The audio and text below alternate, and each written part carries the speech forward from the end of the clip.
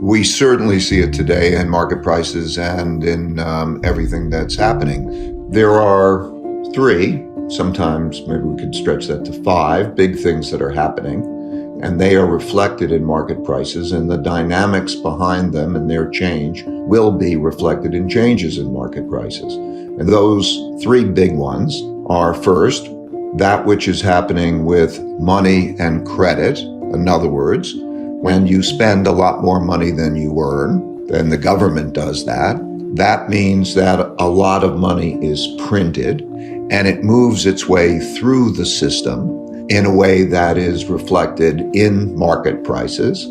And so that is what is happening now. The second is the very large internal conflicts that we're having that are due to wealth gaps, political gaps, and so on, that influence the left and the right and the dynamic between them. That affects tax policies, that affects capital flows and the like, and they're reflected in market prices and will change as those circumstances change. And the third big influence is the rise of a great power, China, to challenge the existing leading power and the existing world order. And that is being reflected in market prices, but will be reflected more as those circumstances change. The other two that have been reflected through history, and I didn't have a full appreciation of until I studied the last 500 years of history, those two are technology and inventiveness changes. We're accelerating the rate at which they are occurring, and that adaptability and change is affecting our lives in big ways. So you cannot ignore the technologically and inventiveness changes. And the fifth are acts of nature. You know, the one thing that was interesting to me when I studied the last 500 years of history is that acts of nature, and they could be climate related, droughts and floods and pandemics, had cost more lives and toppled more civilizations than anything else, including wars. So they are something that comes along irregularly. You know, when you have the pandemic or the drought or that event that comes along once in 100 years or so, they have had big effects too. So pandemic is a reminder of those. But those are the drivers, and they will remain the main drivers. And as they change, prices will continue to change. I think you have to look at the dynamic behind those prices, and I think I would look at them a bit differently. Regarding the dynamic behind those prices, it is that we are spending more than we are earning by a lot, individuals and the country as a whole, and that we need money, partially because of the political issues, partially for all the reasons that you know. So a lot of debt is being created that is also producing the need for a lot of money. And as a result of that, we have very negative real interest rates.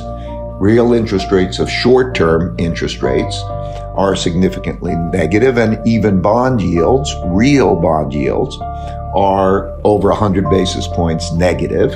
And so when one looks at the return of owning those bonds, that is a very bad return. It means that if you save in those assets and you put it away, that you will lose buying power at probably a rate of 3 to 5% per year. We can guess what inflation is, and we can talk about that, but you will lose that, and that tax on your buying power makes one not want to be saving in those assets.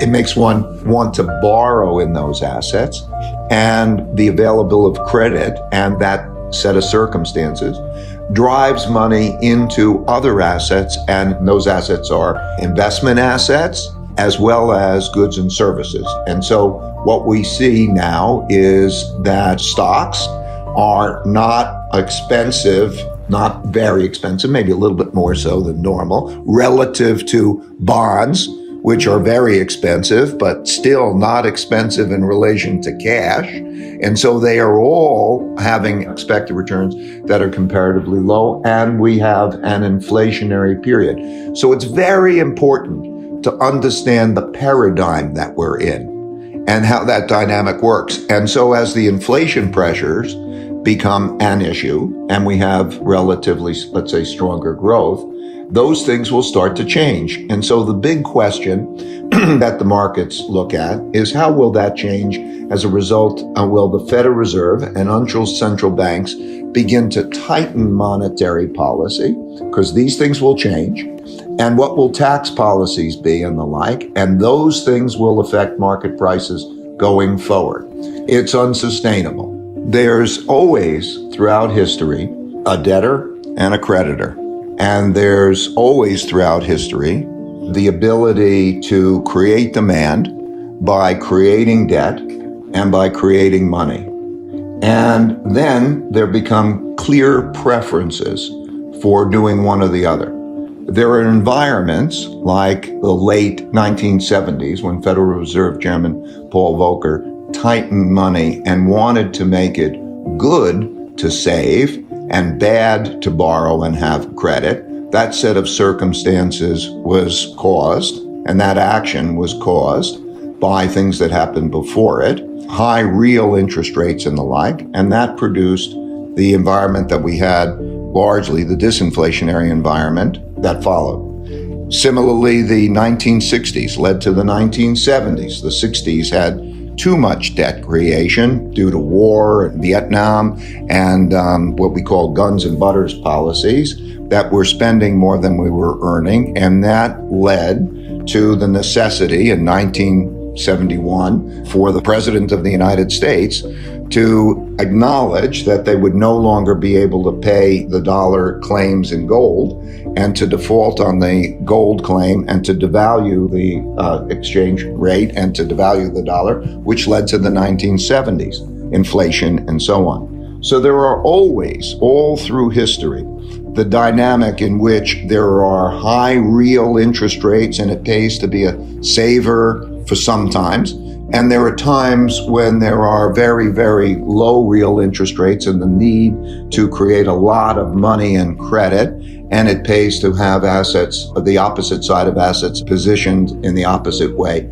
And that's been true throughout history. And that's the main driver. So I think when we look forward, we can use those as guides to what's likely to happen in the way of excess return. It's in fact the way the system works. In other words, investors, borrowers and lenders look at the relative expected returns of cash, bonds, and other asset classes and move their money between those things based on the relative pricing. And that's why, for example, when there is a rise in interest rates, a tightening of monetary policy, and short-term interest rates rise relative to longer-term interest rates, so the yield curve begins to flatten and so on, that we see that there's a slowing in the economy and a slowing in capital availability, lending, long-term lending. There's a shift to saving, and as a result, there's a slowing of the economy. That's, to me, how the system works.